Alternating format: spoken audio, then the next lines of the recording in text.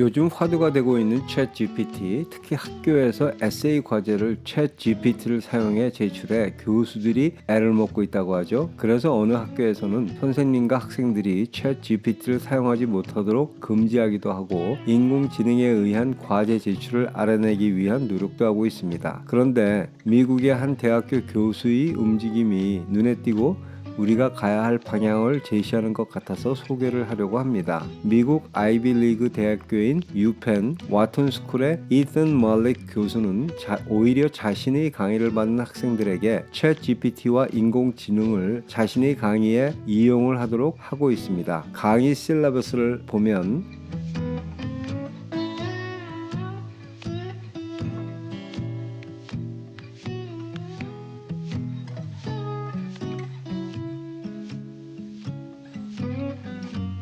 이렇게 인공지능을 활용하게 한 학생들의 수준의 결과는 아주 훌륭하다고 합니다. 단순하게 챗 GPT에게 프롬프트를 쳐넣어서 내놓은 아웃풋은 보통 정도 수준으로 C- 수준을 만들어주는데 다양한 프롬프트와 거기에 더해 학생의 지식을 더한 수준의 프롬프트를 입력할수록 훌륭한 결과물을 챗 GPT가 만들어주었다고 합니다. 이것을 통해 알 수 있는 게 챗 GPT를 아주 잘 사용하기 위해서는 많은 유튜브 비디오가 챗 GPT 사용법을 많이 올리고 있는데 솔직히 제 생각에는 챗 GPT를 사용하는 법을 따로 배울 필요는 없다고 생각합니다. 왜냐하면 너무 쉽고 배울 게 없기 때문이죠. 하지만 말리 교수의 이야기처럼 챗 GPT에게 어떻게 입력문을 작성하는가 하는 방법이 가장 중요한 것이라고 생각하고 바로 이 점을 우리가 배워야 하는 겁니다. 그냥 성의 없이 또 단순한 프롬프트를 입력해 나온 결과물을 복사, 붙여넣기로 과제를 제출하면 C-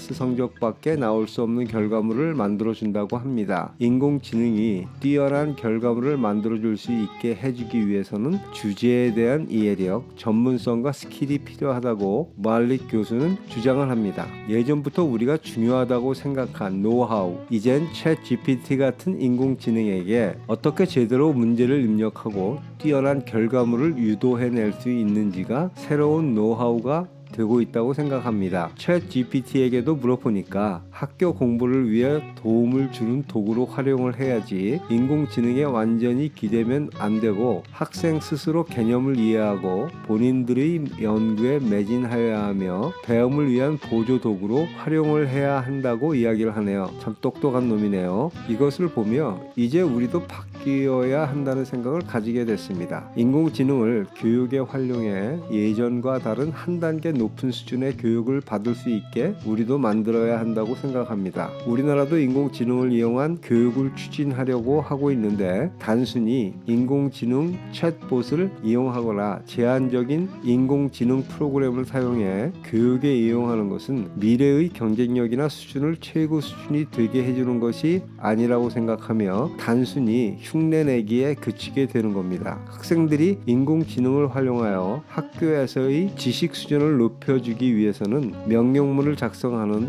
노하우와 활용 기법을 가르쳐야 합니다. 학원이나 과외를 받아 국영수 성적을 올리고 시험 점수 올려 대학에 들어가게 하는 우리의 입시제도와 학교에서의 교과 과정이 반드시 바뀌지 않으면 점차 뒤처지는 인재가 아닌 그저 그런 학생들만 양성해내는 시스템이 되어버릴 겁니다. 그런데 이런 교육을 위해서 우리 교육계가 준비가 되었나요? 이젠 부모도 바뀌는 세상의 환경에 교육의 개념이 바뀌고 우리 자녀들을 위한 최선의 교육 방법을 구체적이고 올바른 방향으로 발전시키고 또 학생들이 열심히 노력을 해야 될 것이라고 생각합니다. 챗 GPT를 사용하는 방법은 정말 쉽고 기술적인 건 별로 배울 필요가 없기 때문에 부모들은 사용을 해보고 경험을 해보시길 권합니다. 무엇이 필요하고 어떻게 우리 자녀를 도와줄지를 모르면서 무조건 자녀에게 요구하는 건 오히려 문제를 발생시킬 수 있습니다. 어떻게 활용하는가에 따라 독이 될 수도